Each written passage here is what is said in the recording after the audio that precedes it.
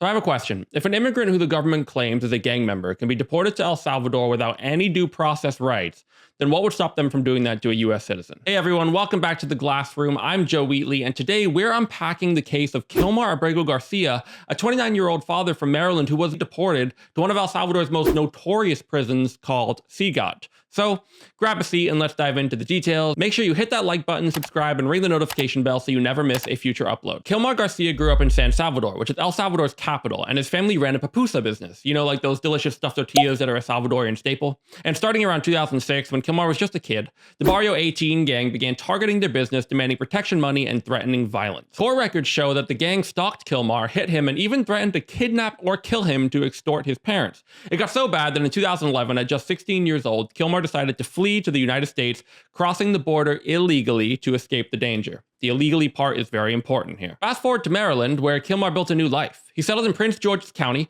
working as a sheet metal apprentice, and he was good at his job. He earned a work permit, and he even checked in with ICE every year as required. Kilmar married Jennifer Vasquez-Sura, a US citizen, in 2019. Together, they raised 3 kids, and things seemed okay until everything unraveled in March of 2025. On March 12, 2025, Kilmar was driving with his 5-year-old son in the back seat when ICE agents stopped him in an IKEA parking lot in College Park, Maryland. They questioned him about alleged ties to MS-13, which is this violent gang with roots in El Salvador and Los Angeles. Kilmar denied any involvement, but the agents detained him on the spot. 3 days later, on March 15th, Kilmar found himself on a plane with 238 Venezuelans and 23 Salvadorians, mostly accused of gang activity. They were all headed to El Salvador's Terrorism Confinement Center, or CECOT for short, and it's basically a prison built for the country's most dangerous criminals. Now, CECOT isn't just any prison. It opened in 2023 under El Salvador's president, Nayib Bukele. It's a massive facility designed to hold 40,000 inmates who are mostly gang members from MS-13 and Barrio 18, which is not good for Kilmar considering him and his family were tortured by them when they were little. Reports from human rights groups describe brutal conditions in the prison: overcrowded cells, limited food and water, and routine violence. Federal judge Paul Zinnes called it one of the most notoriously inhumane and dangerous prisons in the entire world. The prison intentionally mixes rival gang members just so they can heighten the risk of harm. For Kilmar, who by the way had a 2019 court order protecting him from deportation to El Salvador,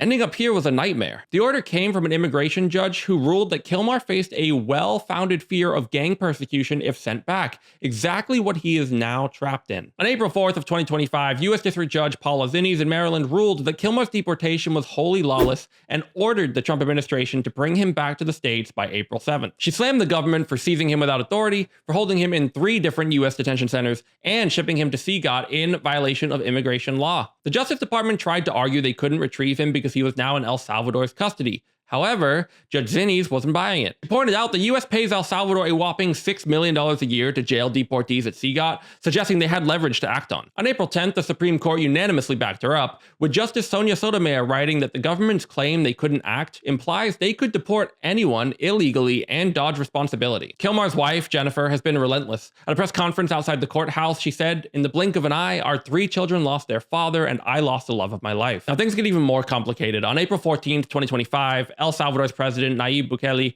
visited the White House to meet with President Trump. The U.S. has been working with Bukele to deport hundreds of alleged gang members to CECOT, mostly Venezuelans accused of ties to Tren de Aragua. Bukele, who's taken a hardline stance on gangs, says he wouldn't release Kilmar, comparing it to smuggling a terrorist into the U.S. President Bukele weigh in on this? Do you plan to return him? Well, I'm supposed to have suggested that I smuggle a terrorist into the United States, right?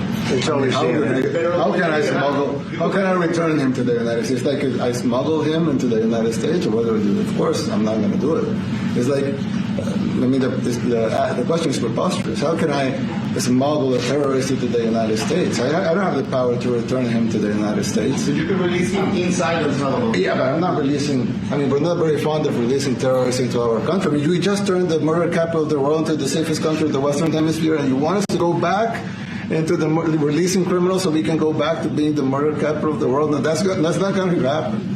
Well, they'd love to have a criminal, released into there's a fascination. They would love it. Yeah. The Trump administration echoed this, arguing that forcing El Salvador to return Kilmar would infringe on their sovereignty. They also claimed that Kilmar is no longer eligible for his 2019 protections because MS-13 is now labeled as a terrorist group. When President Trump declared MS-13 to be a foreign terrorist organization, that meant that he was no longer eligible under federal law, which I'm sure you know, you're very familiar with the INA, that he was no longer eligible for any form of immigration relief in the United States. So he had a deportation order that was valid, which meant that under our law, he's not even allowed to be present in the United States and had to be returned because of the foreign terrorist designation. This issue was then, by a district court judge, completely inverted, and a district court judge tried to tell the administration that they had to kidnap a citizen of El Salvador and fly him back here. However, Kilmar's lawyer suggests that's a legal stretch with no evidence to back it up. As of April 14th, 2025, Kilmar is still in CECOT. The Trump administration filed a court update saying he is alive and secure, but they've shared no plan to bring him back. Judge Zinni's ordered daily updates, but the Justice Department's responses have been vague, frustrating her and Kilmar's team. Meanwhile, Maryland leaders like Senator Chris Van Hollen are pushing for diplomatic talks with Bukele, and the Congressional Hispanic Caucus has rallied behind Kilmar, with Representative Joaquin Castro calling CECOT a torture prison where innocent people are trapped. So what's the bigger picture? This case exposes cracks in the immigration system, how a single error can upend a family's life, and how hard it is to undo. It also raises questions about due process. Kilmar wasn't given a hearing before deportation, which critics say violates basic rights.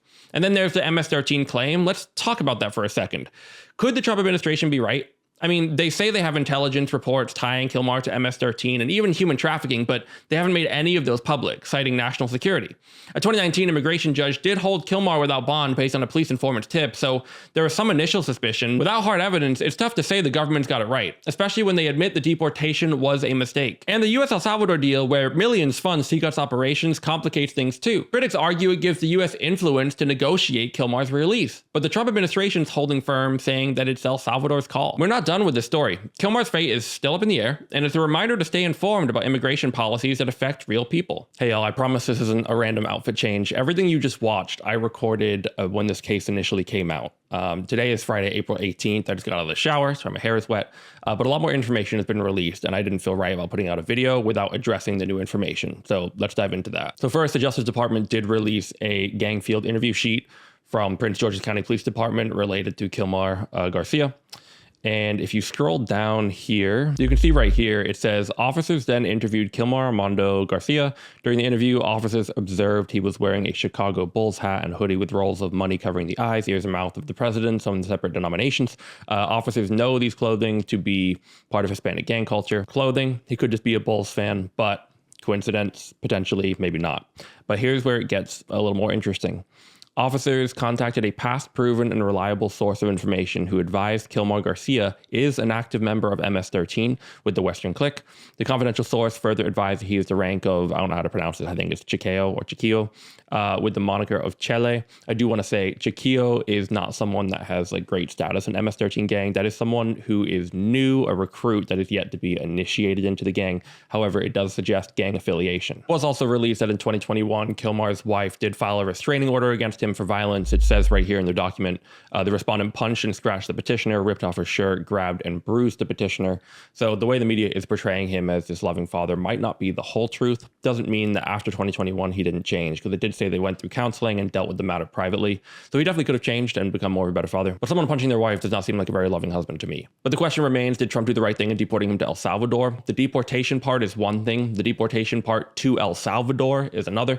He did have withholding status, saying he was not supposed to be deported to El Salvador specifically. That does not mean he couldn't be deported elsewhere. That being said, under the 5th and 14th Amendment, whether you are a citizen or not a citizen, documented or undocumented, you do deserve due process and you do have that right. However, that might not be the case for Kilmar because of the Immigration and Nationality Act. Long story short, the Immigration and Nationality Act outlines the grounds for deportability. This includes violating immigration status, criminal convictions, and engaging in terrorism. And this act does include an expedited removal process where immigration officers can deport undocumented immigrants without a hearing, specifically if they're apprehended near the border or they have no legal status. But now comes the tricky part. Does the 2019 withholding status, saying he's not allowed to be deported to El Salvador, does that conflict with the expedited removal?